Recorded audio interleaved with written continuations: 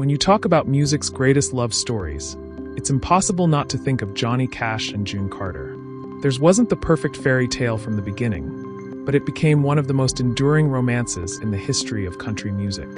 June Carter was born into country royalty, part of the legendary Carter family. Johnny, the man in black, was raw and magnetic, with a voice that carried the weight of every battle he had fought inside himself.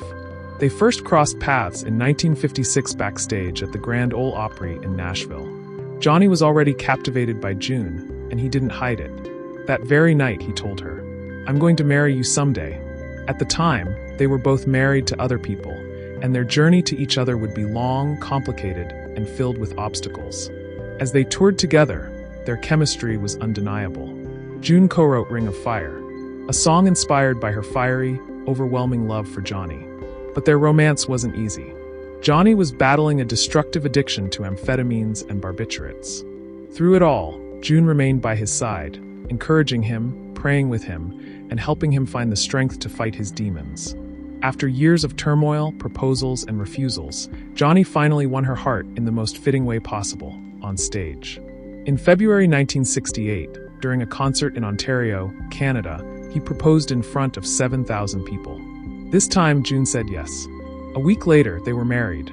For the next 35 years, they became the ultimate country duo, raising a blended family, winning Grammys for duets like Jackson, and building a legacy together. Their love story reached its heartbreaking final chapter in 2003. In May, June Carter Cash passed away at the age of 73 after heart surgery. Johnny was devastated. At her funeral, he looked frail, sitting in a wheelchair, his eyes dim with grief. Just months later, on September 12, 2003, Johnny himself died at 71. Officially, the cause was complications from diabetes, but those closest to him said he died of a broken heart. Today, Johnny and June rest side by side at Hendersonville Memory Gardens in Tennessee.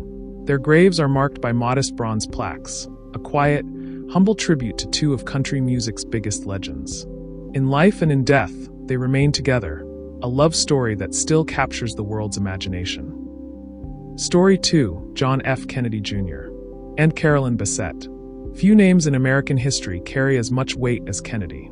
John F. Kennedy Jr., son of a president, grandson of a dynasty, grew up under the world's watchful eyes. From the little boy saluting his father's casket to the man later crowned sexiest man alive, his life was always public, always iconic. He was intelligent, charismatic, and restless, splitting his time between law, media, and his ambitious magazine, George. Then came Carolyn Bessette. Elegant, mysterious, and fiercely private, she was a publicist for Calvin Klein when John first fell for her. She had the kind of beauty that didn't scream for attention, but quietly demanded it. Together, they became the most glamorous couple of the 1990s, hounded relentlessly by paparazzi.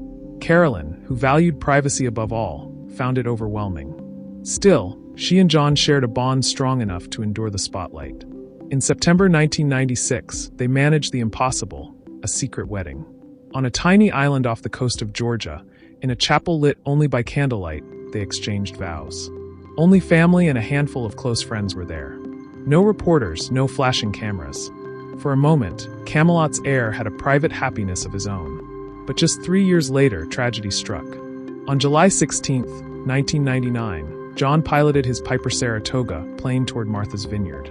With him were Carolyn and her sister, Lauren. It was a hazy night, visibility was poor, and John, though licensed, lacked experience in flying by instruments alone. Somewhere over the dark waters, he lost control. The plane never made it to the island. For 5 days, the nation held its breath. Coast Guard teams searched endlessly until the wreckage was found at the bottom of the Atlantic. John was 38, Carolyn 33, Lauren 34. Their lives ended together, swallowed by the sea. There would be no grave for mourners to visit. At the family's request, the three were cremated, and their ashes scattered into the waters off Martha's Vineyard. The very ocean that claimed them became their final resting place. Unlike his father's grand memorial at Arlington, John's ending was private, quiet, and unseen. A final gesture of peace for a couple who had rarely known it in life. Story 3, Bonnie and Clyde. In American folklore, few names burn as brightly, or as violently, as Bonnie Parker and Clyde Barrow. They weren't masterminds or glamorous Robin Hoods. They were two young Texans caught in the grip of the Great Depression, carving their names into history with guns, stolen cars, and a trail of bodies left behind. Bonnie was a sharp, poetry-loving waitress stuck in a dead marriage. Clyde was a poor kid hardened by prison and desperate to escape poverty. When they met in 1930, it was instant. For Bonnie, Clyde meant freedom from monotony. For Clyde, Bonnie was loyalty incarnate. Together, they chose the outlaw road. With their gang, they robbed gas stations, grocery stores, and banks. They weren't rich, and they weren't safe. They lived out of cars, always running, always hiding. Their fame exploded in 1933 when police raided one of their hideouts and found a roll of film. The photos, Bonnie with a pistol, Clyde grinning with a cigar, were splashed across newspapers. Overnight, they became notorious icons, romanticized as rebellious lovers defying the law. But the truth was uglier. They were constantly injured, hungry, and hunted. They killed at least 9 police officers and several civilians. By 1934, law enforcement had had enough. Legendary Texas Ranger Frank Hamer was brought out of retirement to track them. Patient, relentless, he studied their movements until he found his chance. On May 23, 1934, in rural Louisiana, Bonnie and Clyde drove straight into an ambush. 6 officers opened fire without warning. Over 130 bullets tore through their Ford the 5th 8, ending their lives instantly. Bonnie was just 23. Clyde, 25. In death, Bonnie wanted what she had in life, to be with Clyde. She'd even written about it in her poems. But her mother refused. She blamed Clyde for destroying her daughter's life and denied their final wish. Clyde was buried in Dallas next to his brother. Bonnie was buried miles away, her grave marked with the inscription, "As the flowers are all made sweeter by the sunshine and the dew, so this old world is made brighter by the lives of folks like you." They had lived inseparably, but in death, they were kept apart. Their legend, however, remains forever bound together. Two doomed lovers, remembered less for who they were and more for the myth they became. Story 4: Isidore and Ida Strauss, Titanic couple. Among the many tales of heroism and heartbreak aboard the Titanic, few stand out like the love story of Isidore and Ida Strauss.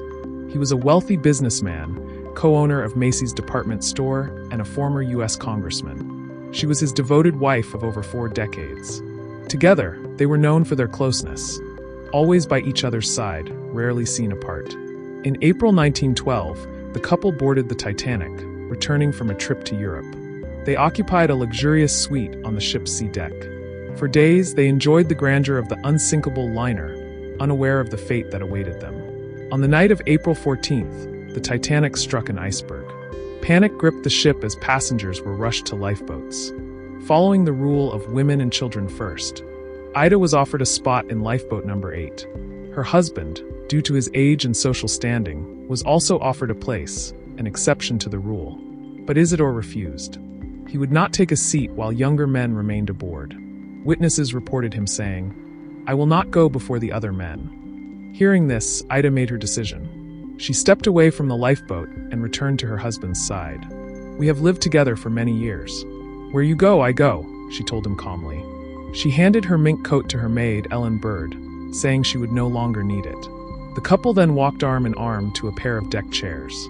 As the ship sank into the icy Atlantic, they sat together, facing the end with quiet dignity.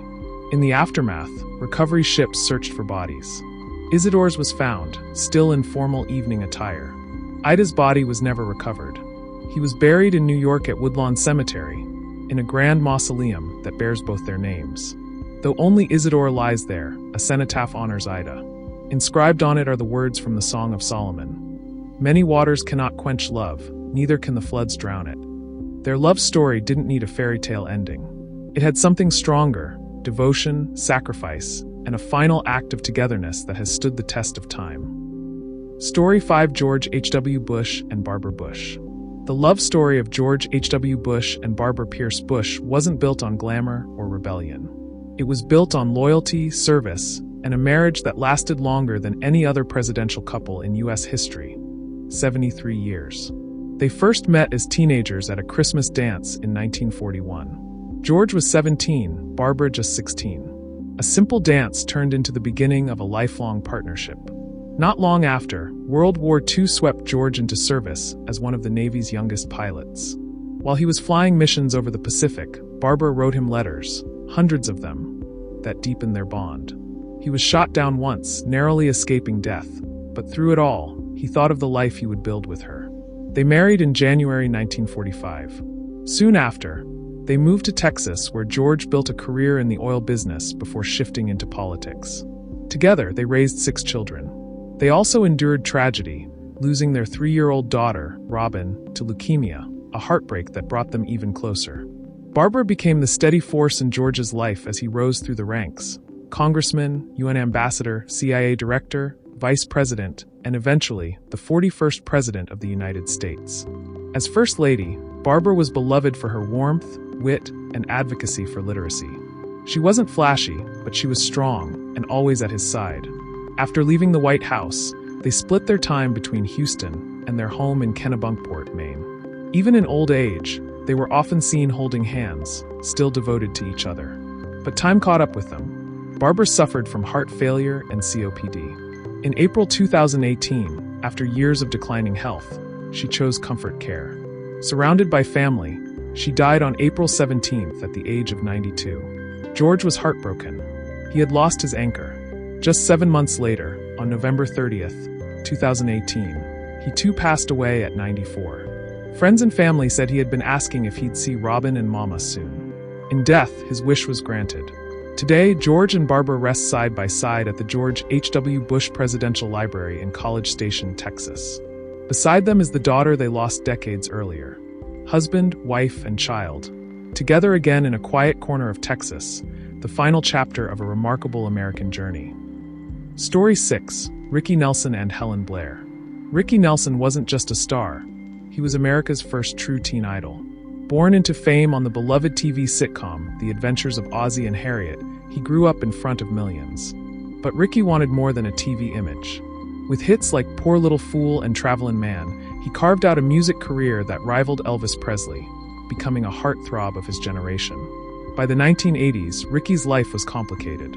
He was trying to rebuild his career, touring constantly, and carrying the weight of debts and a messy divorce. Along the way, he found love with Helen Blair, a model and animal trainer whose fiery personality matched his restless energy. Their relationship was intense, passionate, and at times turbulent, but she became a constant presence in his life. In December 1985, Ricky and his Stone Canyon Band boarded a 1945 Douglas DC-3 for a New Year's Eve show in Dallas. Helen was with him. Shortly after takeoff, smoke filled the cabin. The pilots tried an emergency landing, but the plane crashed in a field in Texas and burst into flames. The 2 pilots survived with burns, but everyone else, including Ricky and Helen, died in the fire. Ricky was 45. Helen was just 27.